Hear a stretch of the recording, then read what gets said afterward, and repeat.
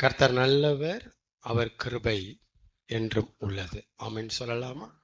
கர்த்தர் நல்லவர். ஆண்டவர் நமக்காக எல்லாவற்றையும் ஆயத்தம் பண்ணி வச்சிட்டாரு. ஆண்டவர் நமக்காக எல்லாவற்றையும் சிலுவையில சம்பாதிச்சு வச்சிட்டாரு. இந்த செய்தியை கேள்விப்பட்டவங்க எத்தனை பேரு? நான் சொன்ன 2 பாயிண்ட கேள்விப்பட்டவங்க யாரா இருக்கீங்களா? ஆண்டவர் நமக்காக எல்லாத்தையும் ஆயத்தம் பண்ணி வச்சிட்டாரு. ஆண்டவர் நமக்காக சிலுவையில எல்லாத்தையும் சம்பாதிச்சு வச்சிட்டாரு. உண்மையா பொய்யா? பொய்யா உண்மையா? உண்மையா பொய்யா? பொய்யா உண்மையா? எந்த ஆன்சரை டிக் பண்ணலாம்? பொய், உண்மை. உண்மைதான், உண்மைதான். எல்லாத்தையும் ஆண்டவர் நமக்கு என்ன பண்ணியிருக்கிறாரு? ஆயத்தம் பண்ணி வச்சிட்டாரு. சொல்ல போனா ஆதாம் பிறக்கிறதுக்கு முன்னாடியே இயேசு சிலுவையில மரிக்கணுங்கிறத ஆயத்தமாக்கி வச்சிட்டாரு. அதான் உண்மை. மனுஷன் பிறந்ததுக்கு அப்புறம் போட்ட திட்டம் இல்ல, மனுஷன் அவர் படைக்கிறதுக்கு முன்னாடியே போட்ட திட்டம் மனுஷனுக்காக மரிக்கணுங்கிறது. மனுஷன் பாவம் செஞ்ச பிறகு போட்ட திட்டம் இது இல்ல. மனுஷன் பாவம் செய்யறதுக்கு முன்னாடியே அவர் பிளான் போட்டார், பாவம் செய்வான்னு தெரிஞ்சதுனால. ஆமென் சொல்லுங்க. அப்ப எல்லாத்தையும் ஆயத்தம் பண்ணிட்டு தான் முதல் மனுஷனை மண்ணுனால உண்டாக்குனாரு. அவன் கண்ணை திறந்து பார்க்கும்போது சூரியன் இருக்கு, கண்ணை திறந்து பார்க்கும்போது திங்கிறதுக்கு பழம் இருக்கு, அவன் கண்ணை திறந்து பார்க்கும்போது காத்து வீசுது. அவன் உயிரோடு இருப்பதற்கு தேவையான சகலத்தையும் பூமியில பர்டிகுலரா ஏதேன்ல செட் பண்ணதுக்கு அப்புறம் தான் ஆதாம்ங்கிற மனுஷனை அவர் உண்டாக்குனார். ஆமென் சொல்லுங்க. அப்ப தேவனுடைய நடைமுறை என்ன? தேவனுடைய அந்த செயல்பாடு எப்படி இருக்கு? ஆயத்தம் பண்ணிட்டு ஒன்னு ஆயத்தம் பண்றவர். சொல்லுங்க, ஆயத்தம் பண்றவர். சரி, இந்த பாயிண்ட் எல்லாருக்கும் தெரிஞ்சது. இப்ப நான் சொல்ல போறேன் பாருங்க. ஆண்டவர் நமக்காக எல்லாத்தையும் ரெடி பண்ணி வச்சுட்டாரு, ஆயத்தம் பண்ணி வச்சுட்டாரு, சிலுவையில சம்பாதிச்சு வச்சுட்டாரு. வேணுங்கிறவன் வந்து எடுத்துக்கோ, சாப்பிட்டுக்கோ. வேணாங்கிறவன் போயிட்டே இரு. எனக்கு என்ன, நான் செய்யறத செஞ்சுட்டேன். இஷ்டப்பட்டவன், தேவைப்பட்டவன், வேணுங்கிறவன் வந்துக்கோ, எடுத்துக்கோ, சாப்பிட்டுக்கோ, போயிட்டே இரு, அனுபவி. விசுவாசம் இருக்கிறவன் வந்து எடுத்துக்கோ, உனக்கு நம்பிக்கை இருக்கிறவன் வந்து எடுத்துக்கோ. நம்பிக்கை இல்லையா, போயிட்டே இரு, நடைய கட்டிட்டே இரு. நான் சம்பாதிச்சு வச்சுட்டேன், நான் ரெடி பண்ணி வச்சுட்டேன், நான் உனக்காக எல்லாத்தையும் பண்ணி வச்சுட்டேன். உனக்கு நம்பிக்கை இருந்தா, விசுவாசம் இருந்தா, விருப்பம் இருந்தா, தேவை இருந்தா, வேணும்னா வந்து எடுத்துக்கோ, இல்லைன்னா வழியை பார்த்து போயிட்டே இரு அப்படின்னு ஆண்டவர் எண்ணுகிறதாக, நினைக்கிறதாக, சொல்லுகிறதாக அநேகர் நம்புகிறார்கள். உண்மையா? அநேகர் நம்புகிறார்கள். எப்படி நினைக்கிறாரு? முதல் பாயிண்ட்ல யாருக்குமே முரண்பாடு கிடையாது, ஒருமித்த கருத்து இருக்கு. என்ன கருத்து அது? எல்லாத்தையும் அவர் எனக்காக ஆயத்தம் பண்ணிட்டாரு. இதுல யாருமே முரண்படல. எஸ், ஈவன் இஸ்லாமியர் கூட ஒத்துக்குவாங்க அதை. ஈவன் இந்துக்களும் இந்த பாயிண்ட ஒத்துக்குவாங்க. எல்லாத்தையும் ரெடி பண்ணி தான் கடவுள் செய்யறாரு, ஒத்துக்குவாங்க. அது யாருமே முரண்படல. ஆனா கிறிஸ்தவத்துல என்ன பிரச்சனை போயிட்டு இருக்கு அப்படின்னா, அந்த பாயிண்ட வச்சுக்கிட்டு அடுத்து என்ன சொல்றாங்க அப்படின்னா, எல்லாம் ரெடி பண்ணி வச்சுட்டேன்பா, விருப்பம் உள்ளவன் வந்து ஜீவ தண்ணீரை வாங்கி கொள்ள கடவன், விருப்பம் இல்லாதவன் போயிட்டே இரு. நான் வந்து சிலுவையில மரித்து ரத்தத்தை இப்படி வச்சுட்டேன், நம்பிக்கை இருந்தா, வேணும்னா, தேவைப்பட்டா வந்து கழுவிக்கோ. நம்பிக்கை இல்ல, விருப்பம் இல்ல, போயிட்டே இரு, நடையக்கட்டு. எப்பா நான் சிலுவையில உனக்கு ஆசீர்வாதத்தை வச்சுட்டேன் சம்பாதிச்சு, வேணும்னா நம்பிக்கை இருந்தா தேவைன்னா எடுத்துக்கோ. நம்பிக்கை இல்லையா, உனக்கு வேணாமா, போயிட்டே இரு. யாருக்கு என்ன வந்துச்சு, என்ன நீ சொல்லக்கூடாது, நான் ரெடி பண்ணி வச்சுட்டேன். எப்பா நான் ஞானத்தை வச்சுட்டேன்ப்பா சிலுவையில, உனக்கு வேணும்னா வந்து எடுத்துக்கோ. எப்பா நான் சிலுவையில ஆரோக்கியத்தை வச்சுட்டேன்ப்பா, எடுத்துக்கோ. கொட்டி கிடக்கு. பிரசங்கம் போயிட்டு இருக்கு இப்படிதான். சிலுவையில கொட்டி கிடக்கு என் பணம். சிலுவையில செக்கு போட்டு என் பேருக்கு செக்கை போட்டு வச்சிட்டு இருக்கிறாரு. ஐயோ நான் எடுக்க முடியாம தவிச்சிட்டு இருக்கிறேன். சிலுவையில கொட்டி கிடக்கு எல்லாமே. ஒரு சாக்கு தான் பத்த மாட்டேங்குது அழிட்டு வர்றதுக்கு. இந்த மாதிரி அது ஒரு சப்ஜெக்ட். ஆனா இவங்க எப்படி பேசுறாங்கன்னு சொல்றேன் கவனிங்க. இப்ப தேவன் எல்லாத்தையும் ஆயத்தம் பண்ணி இருக்கிறாரு, ரெடி பண்ணிட்டாரு, சம்பாதிச்சு வச்சிட்டாரு. இப்ப அடுத்த சிக்கல் என்னன்னா, பேச வர்றோம் அப்படின்னா, உனக்கு தேவைன்னா எடுத்துக்கோ, உனக்கு விசுவாசம் இருந்தா எடுத்துக்கோ, இல்லைன்னா முடிச்சு. அவர் ஒன்றும் சொல்ல போறது இல்ல. இப்ப உனக்கே வேணாம், இங்க வரப்பா குதிரையை வந்து தண்ணி தொட்டிக்கிட்ட நிப்பாட்ட தான் முடியும். அதுக்குள்ள தாகம் இருந்து குடிக்கணும். கேள்விப்பட்டிருக்கீங்களா? குதிரைக்கே தாகம் இல்லைன்னா தண்ணி தொட்டி பக்கம் நிப்பாட்டி என்ன செய்ய குதிரைய? குதிரை ஓலை செய்வாரு, வாயில் எடுத்து ஊத்துவா செய்வாரு. இதுக்கு உதாரணம் இது. இந்த மாதிரி ஆண்டவர் சம்பாதிச்சு வச்சிட்டாரு. இப்ப அதனால இப்ப என்னங்க, உனக்கு வேணும்னு எடுத்துக்கப்பா, இல்லாட்டினா போச்சு. வியாதி வந்துருச்சா, சிலுவையில் ஆரோக்கியம் கொட்டி கிடக்கு, விசுவாசி எடுத்துக்கோ. ஏசி 53 என்ன சொல்லுது? உனக்கு விசுவாசம் இல்லை பிரதர் சிலுவையை பத்தி, அதான் நோயோட இருக்கீங்க பிரதர். பிரதர் உங்களுக்கு விசுவாசமே இல்லை, அதான் பாருங்க கடனோட சுத்திட்டு இருக்கீங்க. சிலுவையில் எவ்வளவு கொட்டி கிடக்கு, விசுவாசி எடுங்க பிரதர். நீங்க அவ்வளவுதான் எடுக்கலாம், அவ்வளவுதான். உங்களுக்கு கிடைக்காது, அவர் சம்பாதிச்சு வச்சிட்டாரு. நீங்க ஏழையா இருப்பது தேவனுடைய சித்தம் இல்லை, நீங்க சுகவீனமா இருக்கிறது தேவனுடைய சித்தம் இல்லை, அவர் சிலுவையில் எல்லாம் சம்பாதிச்சு வச்சிட்டாரு. இப்ப உங்களுக்கு தேவை என்ன கேட்கிறாரு? பணமா கேட்கிறாரு? அவர்கிட்டதான் பணமா? என்ன கேட்கிறாரு? விசுவாசம் இருந்தா எடுத்துக்கன்னு சொல்றாரு, உனக்கு வேணும்னு எடுத்துக்கன்னு சொல்றாரு. அப்ப உங்களுக்கு வேணாமா, உங்களுக்கு விசுவாசம் இல்லையா அப்படின்னு பேசுறாங்க. எனக்கு புரியாத பாயிண்ட் என்ன தெரியுமா? அதுல தேவன் நமக்காக ஆயத்தம் பண்ணி இருக்கிறாரு, ரெடி பண்ணி இருக்கிறாரு, சம்பாதிச்சிருக்கிறாரு.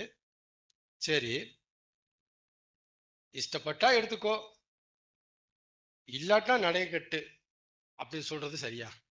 இதுதான் கேள்வி. நான் சொல்றது மேஜர் டாபிக். ஒரு 90% இப்படிதான் இருக்கிறாங்க. 90% விசுவாசம் உபதேசங்கள்லாம் இப்ப நான் சொல்ற மாதிரி தான் இருக்கும். எப்படி இருக்கும் தெரியுமா? வேணும்னா எடுத்துக்கோ, அவரை குத்தம் சொல்லாத. வேணும்னா நீ போய் எடுத்துக்கோ சிலுவையில, அவர் ரெடி பண்ணி வச்சிட்டாரு. வேண்டாம்னா போயிட்டே இரு. அப்படிதான் அவர் உட்கார்ந்து இருக்கிறாரு அங்க. அப்படியா? எப்படி? எங்க அவர் மேல குற்றம் இல்ல, சம்பாதிச்சிட்டாருங்க, சொத்து குட்டி கிடக்குங்க, போய் செக்க போட்டு எடுங்க. நீ எடுங்க, போராடுங்க, ஜெபத்துல போராடுங்க, உபவாசம் இருந்து போராடுங்க, எடுங்க. அதாவது உன் பேர்ல செக் போட்டு வச்சிட்டாரு, நீ விசுவாசமா இருந்து வானா வாங்கிக்கோ, இல்ல நீ போயிட்டே இரு. ஆண்டவர் நீ போறதுனாலயோ வர்றதுனாலயோ அவர் தலையிட மாட்டாரு. அதான் அவங்க சொல்ற பாயிண்ட், அவர் தலையிட மாட்டார். இது கரெக்டா? இதுதான் கேள்வி, இது கரெக்டா? கரெக்டா? இந்த இடம் உங்களுக்கு நல்லா புரியணும். ரொம்ப வஞ்சனை, இது ஒரு ஏமாத்துத்தனம், மோசடி, விசுவாச மோசடி, விசுவாச மோசடி. நான் என்னுடைய ஆண்டவர் அப்படி நான் பார்த்தது உண்டு, பல வருஷம் அது. இந்த மாதிரி பார்த்தாலே மனசு நடுங்க, எனக்கு இப்படி பார்க்கவே மாட்டேன் நான்.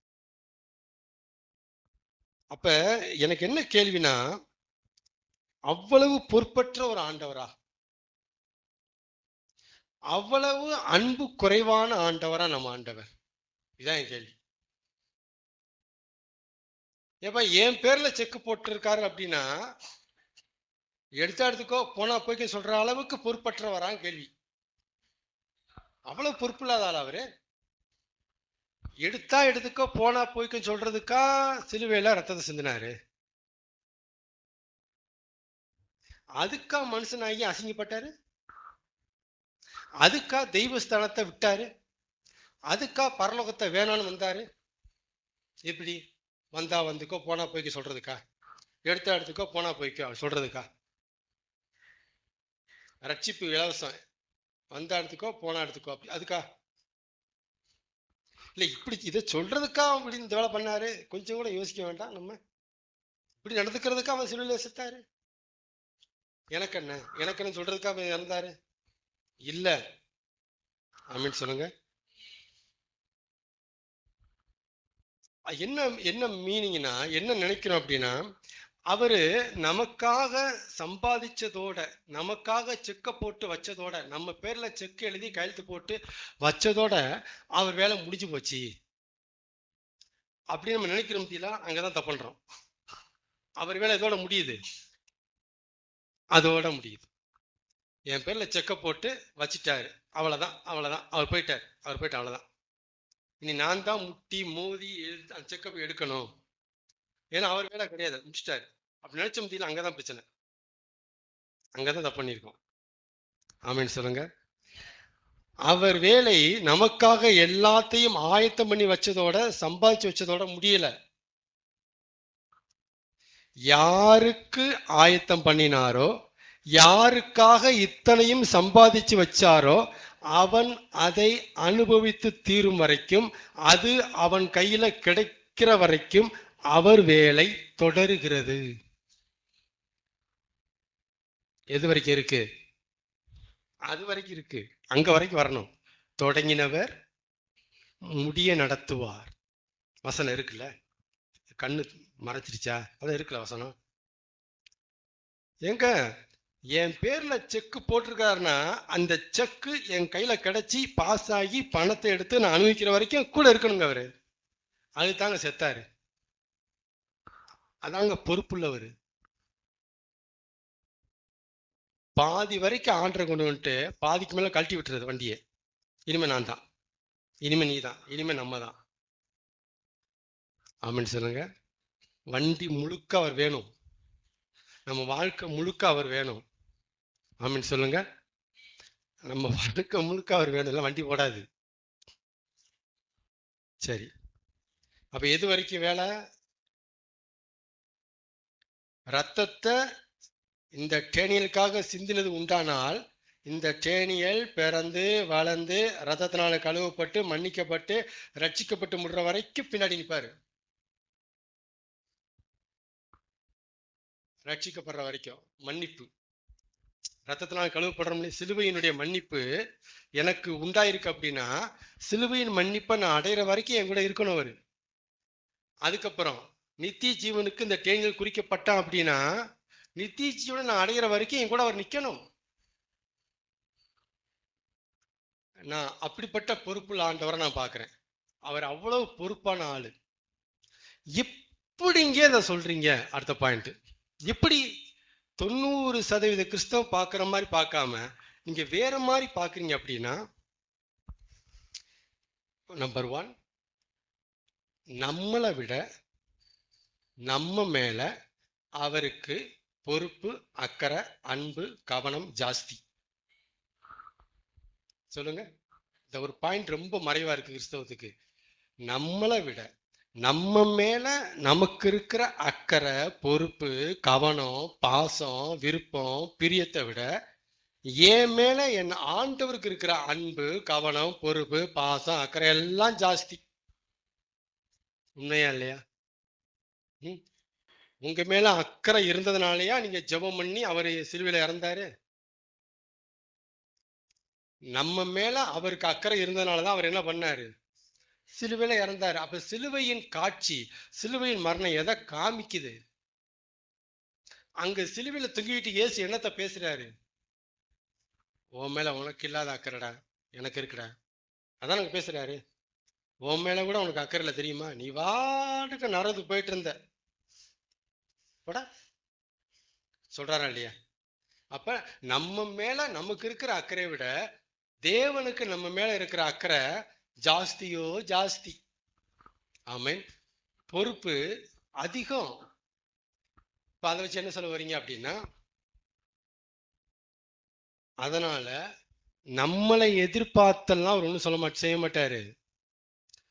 நம்மளை மீறி தான் ஒர்க் பண்ணுவார். நம்மளை எதிர்பார்த்து எதிர்பார்த்து நீ சரியா வந்தா வா நீ வரலான்னு இப்பெல்லாம் போக மாட்டாரு. நம்மளை எதிர்பார்த்து அவர் வேலை செய்ய மாட்டாரு. நம்மளை மீறி தான் நம்மகிட்ட வேலை செய்வார். நம்மளை மீறி நம்மகிட்ட வேலை செஞ்சனாலதான் வந்து உட்காந்துட்டு கிடக்குறோம். இல்லைன்னா நம்ம சேட்டக்காரங்க, நம்ம அடங்காதவங்க, நம்ம எத்தனை தடவையோ வெளியே போயிடுவோம் அவரை விட்டு. தெரியும் அவருக்கு. அவர் நம்ம நம்ம காலை பின்னாடி வைக்கும் போதெல்லாம் அவன் காலை பிடிச்சிருவாரு. என்னடா என்ன நடந்து போச்சு, பின்னாடி போறவா ஓ சச்சி போடா, பின்னாடி வந்துடுவாரு. ஏன் ஏன் ஏன் நம்ம மேல நமக்கே இல்லாத அக்கறை நம்ம மேல அவருக்கு இருந்தனாலதான் அவர் நம்மளை தேடி வந்தாரு. அதான் அவர் நம்மளை தேடி வந்தாரு. ஆமீன் சொல்லுங்க. இப்ப புரியுங்க. இப்ப உண்மையை சொல்லுங்க, யார் புரிஞ்சுக்கிட்டது கரெக்ட்? நான் சொல்றது கரெக்டா இல்ல 90% பேசுறாங்க அது கரெக்டா? எது கரெக்ட்? நான் நித்திய ஜீவனுக்கு குறிக்கப்பட்டது உண்டானால் அந்த நித்திய ஜீவனை நான் அடைஞ்சு உள்ள என்ட்ரியாற வரைக்கும் யாருக்கு உறுத்திட்டு கிடக்கு? நம்ம லோக்கல்ல பேசுறதா மனுஷன் தூக்கம் இல்லாம சுத்துறாருங்க. தூக்கம் இல்லாம சுத்துறாரு. நாளைக்கு அந்த பைபிள் அந்த அந்த அந்த தப்பை பண்ண போது தடுக்கணுமே. அப்புறம் அவர் பார்த்துட்டு இருக்கிறாரு. ஆமேன். இதுதான் நம்மளை விட நம்ம மேல அவருக்கு அக்கறை இருக்குங்கிறத காமிக்குது. நம்மகிட்ட இருக்கிற அக்கறை அளவே அவட்ட இருக்குன்னா என்ன செய்வாரு? வந்தா நல்லா இருக்குன்னு நினைக்கிறேன், போடா போயிடுவாரு தானே. என் அக்கறை தான் அவட்ட இருக்கு அப்படின்னா, சரிசமமா இருக்குன்னா வந்தா நல்லா இருக்குன்னு நினைக்கிறேன், நல்லா தான் போய் போயிடுவாரு. ஆனா ஏன் அக்கறை நல்ல விட அவருக்கு அக்கறை அதிகமா இருக்குன்னா வந்துடுவாரு, நம்மளை ஏறி வேலை வைப்பாரு. வாடா. ஆமீன் சொல்லுங்க. இப்ப புரியுதுங்களா? அவங்களுக்கு எந்த சத்தியம் மறைவா இருக்கு? நம்மளை விட நம்ம மேல அவருக்கு அக்கறை, கவனம், பொறுப்பு ஜாஸ்தி. நீங்க நல்லா இருக்கணும்னு நினைக்கிற அந்த எண்ணத்தை விட நான் நல்லா இருக்கணுங்கிற நினைப்பு அவர்கிட்ட கொட்டி கிடக்கு. இந்த எண்ணத்துக்கு வந்தாதான் நீங்க அவர்கிட்ட அரெஸ்ட் ஆவீங்க. அவருக்கு என்னமோ அக்கறையே இல்லாத மாதிரியாகும். நம்ம தான் பிரதர் அக்கறையா இருக்கணும் பிரதர், இப்படி பேசி பேசிதான் நாசமா போறோம். மத்திய 6ஆம் அதிகாரம் தெளிவா சொல்லுது, நீங்கள் உணவுக்காகவும் கவலைப்படுகிறது என்ன, நீங்கள் உடைக்காகவும் கவலைப்படுகிறது என்ன. சாலமோன் முதலாய் அப்ப என்ன சொல்ல வர்றாரு? உங்களுக்கு வேண்டியவைகள் என்னதென்று பிதாவானவர் அறிந்திருக்கிறார். என்ன அர்த்தம்? உனக்கு வேணுங்கிறத விட உனக்கு வேணுங்கிறது அவருக்கு தெரியும். அதான் அர்த்தம். அதுதான் சொல்றாரு, நீங்க உங்க மேல அக்கறை வச்சு உங்களையே தேடுறீங்க. உங்களை விட உங்க மேல அக்கறை இருக்கிற தேவனை முதலாவது தேடுங்கள், அப்பொழுது இவையெல்லாம் கூட கொடுக்கப்படும். அப்படி சொல்லி முடிச்சாரு. மத்திய 6ங்கிறது அதுதான். ஆமேன். அப்ப எப்படி இனிமே பார்க்க போறோம்? எல்லாவற்றையும் தேவன் ஆயத்தம் பண்ணி வச்சிருக்கிறாருங்கிறது சத்தியம்.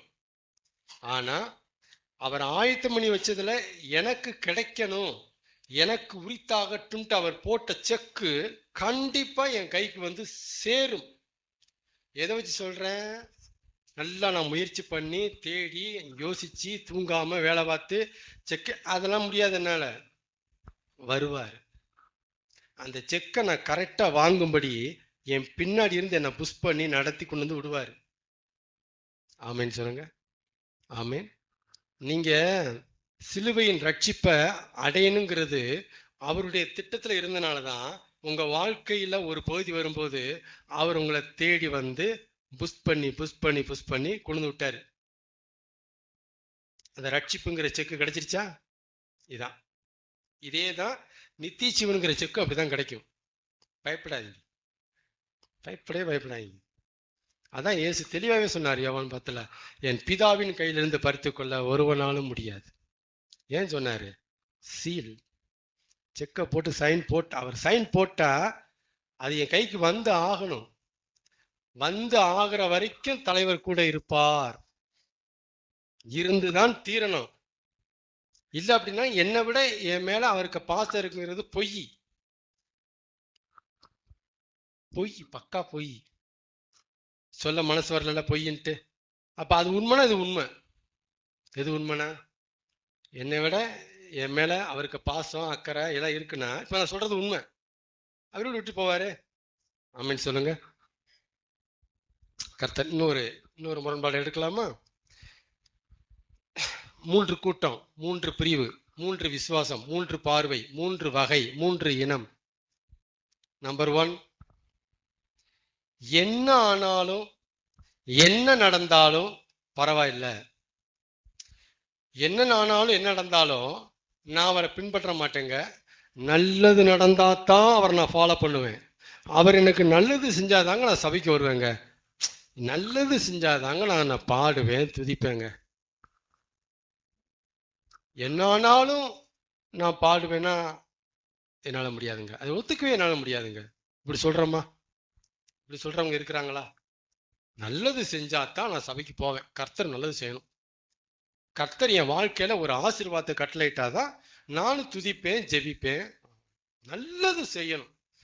அது என்ன ஆனாலும், கஷ்டம் வந்தாலும், நஷ்டம் வந்தாலும், இழப்பு வந்தாலும், நெகட்டிவ் வந்தாலும், தீமை வந்தாலும், கெடுதல் வந்தாலும் சர்ச்சைக்கு போகணும்னா அது முடியாதுங்க. இப்படிப்பட்ட விசுவாசிகள் இருக்கிறாங்க, சபையில இருக்கிறாங்க. நல்லது செஞ்சா ஆண்டரை தேடுவேன், தேட மாட்டேன். நல்லது செய்யட்டுனா என்னங்க ஆண்டவரே? அடுத்த கேள்வி இப்படிலாம் கேட்பாங்க. இது ஒரு ரகம், இது ஒரு வகை, இது ஒரு இனம், இது ஒரு விசுவாசம், இது ஒரு புரிதல், இது ஒரு பார்வை, இது ஒரு கூட்டம். இது ஒரு கூட்டமாவே இருக்கிறாங்க. அப்படி நம்பர் 1. நம்பர் 2, என்ன ஆனாலும் என்ன நடந்தாலும் பரவாயில்ல, அவரை பின்பற்றணும் அப்படின்னு விசுவாசிக்க கூடாதுங்க. என்ன ஆனாலும் என்ன நடந்தாலும் பரவாயில்ல, அதெல்லாம் பரவாயில்ல அப்படின்னு நம்ம அவரை ஃபாலோ பண்ணக்கூடாதுங்க. அந்த விசுவாசம் தப்புங்க. நல்லதுதான் நடக்கும், நல்லதுதான் செய்வாரு. எப்படி? நீங்க எப்படி நம்பக்கூடாது, எப்படி பார்க்க கூடாது, எப்படி புரிஞ்சுக்க கூடாது, எப்படி விசுவாசிக்க கூடாது? என்ன நடந்தாலும் பரவாயில்ல, என்ன ஆனாலும் பரவாயில்ல, பரவாயில்ல, நான் ஆண்டவரை ஃபாலோ பண்ணுவேன். இந்த விசுவாசமே தப்புங்க. நீங்க அப்படி விசுவாசிக்காதீங்க, தயவு செய்து அப்படி பார்க்காதீங்க, அப்படி நம்பாதீங்க, அப்படி புரிஞ்சுக்காதீங்க. எப்படி புரிஞ்சுக்கணும்? நல்லதுதான் நடக்கும், நல்லதுதான் என் ஆண்டவர் செய்வார். என் வாழ்க்கையில கெடுதலே நடக்காது, எனக்கு தீமையே வராது, எனக்கு நோயே வராது, எனக்கு நெகட்டிவே வராது. இப்படித்தாங்க விசுவாசிக்கணும், இப்படித்தாங்க நீங்க நம்பணும். பாசிட்டிவா இருக்கணுங்க. நீங்க நெகட்டிவா பேசக்கூடாதுங்க. ஜீவனும் மரணமும் நாவின் அதிகாரத்தில் இருக்குங்க. அவன் சாபத்தை விரும்பினான், சாபத்தை பெற்றான். சங்கீதம் சொல்லலையா? சரியா? யூடியூப் எல்லாம் வச்சிருக்கீங்க, பாருங்க, இதெல்லாம் அப்படியே வரும். இதெல்லாம் சரியா? உலகத்திலே உங்களுக்கு அந்த வசனம் எதுக்கு? நாம் அவரோட பாடுகள் பட்டா அவரோட மகிமையும் அடையலாம். அந்த வசனம் எதுக்கு? எதுக்கு? அவருடைய அச்ச அடையாளங்களை என் சரீரத்திலே தரித்திருக்கிறேன், ஒருவனும் என்னை வருத்தப்படுத்தாதிருப்பானாக. கிறிஸ்துவோட கூட நான் சிலுவையில் அறையின்றிருக்கிறேன். உலக எதுக்கு? எதுக்கு அந்த வசனம் எதுக்கு?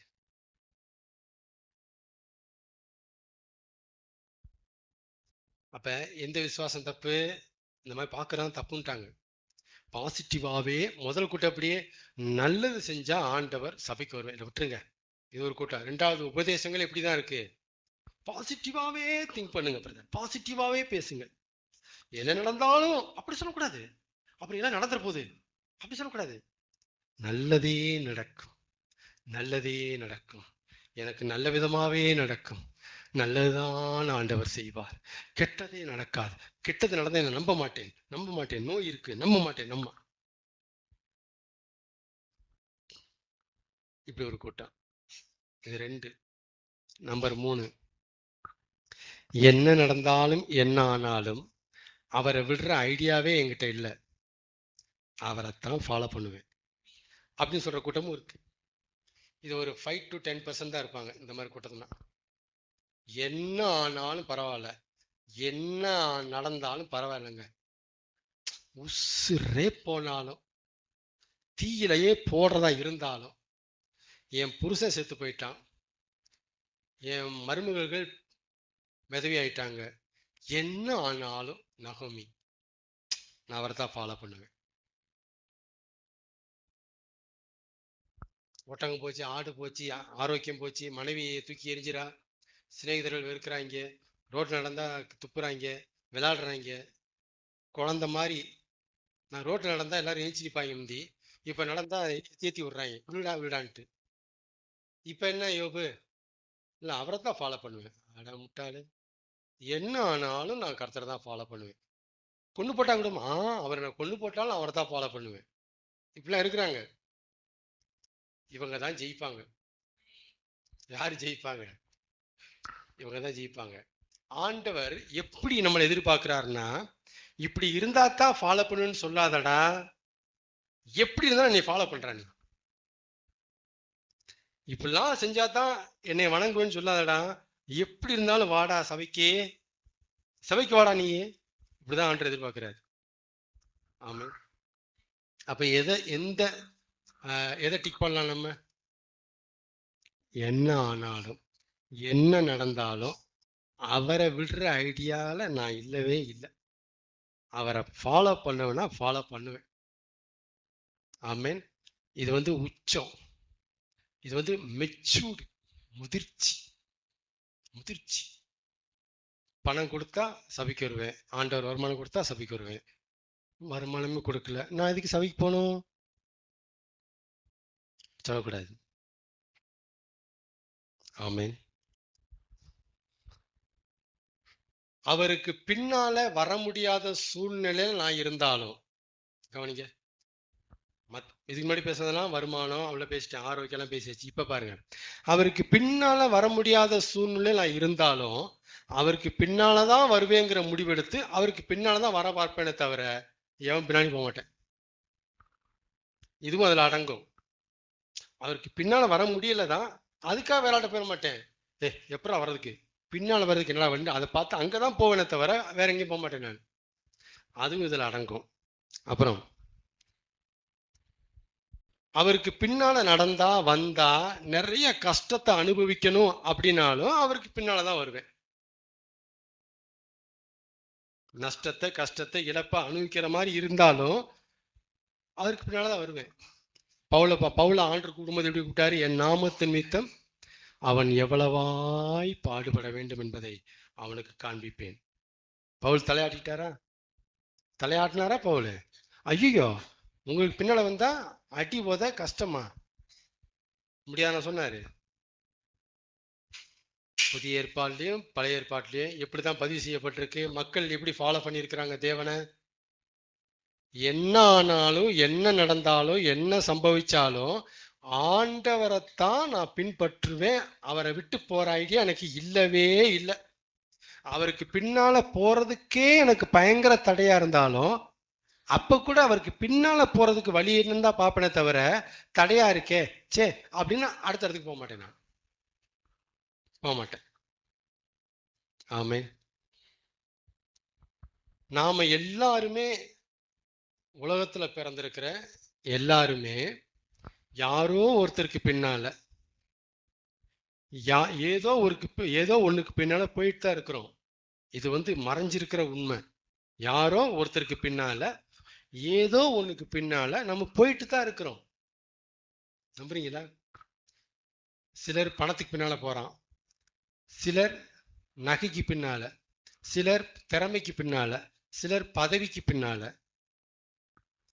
அப்புறம் சிலர் ஞானத்துக்கு பின்னால, சிலர் பிசினஸ்க்கு பின்னால. கவனிச்சு பாருங்க, உலகத்துல உயிரோடு இருக்கிற நாம எல்லாருமே ஏதோ ஒண்ணுக்கு பின்னால, யாரோ ஒருத்தருக்கு பின்னால போயிட்டு தான் இருக்கிறோம். ஆண்டவர் என்ன சொல்றாரு? எப்பா, நீ ஆல்ரெடி யாரோ ஒருத்தருக்கு பின்னால போயிட்டு தான் இருக்கிற, நீ ஏதோ ஒண்ணுக்கு பின்னால போயிட்டு தான் இருக்கிற. நான் என்ன சொல்றேன்? ஏன் பின்னால வாங்குற? ஏன் பின்னால வா. நீ எதுக்கு அந்த பின்னால போயிட்டு இருக்கிற? பணத்துக்கு பின்னால, திறமை பின்னால, ஏன் பின்னால வா அப்படிங்கிறாரு. அதான் சங்கீதம் 16, எப்போதும் கர்த்தரை நான் எனக்கு முன்பாக நிறுத்தி நோக்கி கொண்டிருக்கிறேன். அதான் பின்னால போற அனுபவம். ஏனோக்கு தேவனோட சஞ்சரித்து கொண்டிருந்தான், பின்னால போற அனுபவம். ஆமேன். செடிக்கு பின்னாலேயே கொடி போனா கொடி நல்லா இருக்கும். திராட்சை செடிக்கு பின்னாலேயே கொடி போயிடணும், நல்லா இருக்கும், சுவிட்சமா வாழும். கொடி முரட்டாட்ட பண்ணிச்சு, கண்டம், நஷ்டமோ லாபமோ, கொடி செடிக்கு பின்னால போகணும். ஆமீன் சொல்லுங்க. ஆமீன். நாம நம்மளை நம்புறதுக்கு உலகம் நமக்கு பயிற்சி கொடுக்குது. யூடியூப் எங்க எடுத்து பாருங்க, உங்களை நம்புறதுக்கு அவ்வளவு ட்ரைனிங் கொடுக்கப்படுது, அவ்வளவு உபதேசங்கள் வருது. நாம நம்மளை நம்புறதுக்கு யூ கேன் டூ, உன்னால முடியும், உன்னால சாதிக்க முடியும், அவன் சாதிச்சான், இவன் சாதிச்சான், நீ நினைச்சா சாதிச்சிருவ, நீ நினைச்சா சாதிச்சிருவ சொல்றாங்களா? யூடியூப்ல தன்னம்பிக்கை வளர்க்குறாங்களா? ஆனா தேவனோ நாம அவரை நம்புறதுக்கு பயிற்சி கொடுக்குறாரு. அப்படியே மாறுறார் தேவன். உலகம் நம்மளை நம்புறதுக்கு பயிற்சி கொடுக்குது, தேவன் அவரை நம்புறதுக்கு அவங்க பயிற்சி கொடுக்குறாரு. அதுக்குதான் சபை, அதுதான் பைபிள். ஆமீன். யாரை நம்புறோம்? நீங்க எதை நம்புறீங்களோ அதுக்கு பின்னாலதான் போவீங்க. பணத்தை நம்புறவன் பணத்துக்கு பின்னால போறான், தன் திறமை நம்புறவன் திறமைக்கு பின்னால போறான், தெய்வத்தை நம்புறவன் மட்டும்தான் தெய்வத்துக்கு பின்னால போறான். நீங்க யாரை நம்புறீங்கிறதா மேட்ரு. ஆமீன் சொல்லுங்க. நான் தெய்வத்தை நம்புறதுனால தெய்வத்துக்கு பின்னால் நான் போறேன். பணத்தை நம்புகிறவன் பணத்துக்கு பின்னால போயிட்டே இருக்கிறான். பணம் பணம் பணம்னு தள்ள தூக்கி வச்சு ஆடுவான். அப்படி கண்டுபிடிச்சிக்கலாம் இது பணத்துக்கு மேல போகுதுன்ட்டு. கடவுள்ட்டு கடவுளை தூக்கி வச்சு ஆடுனா யாருக்கு மேல போறா? ஆமீன் சொல்லுங்க.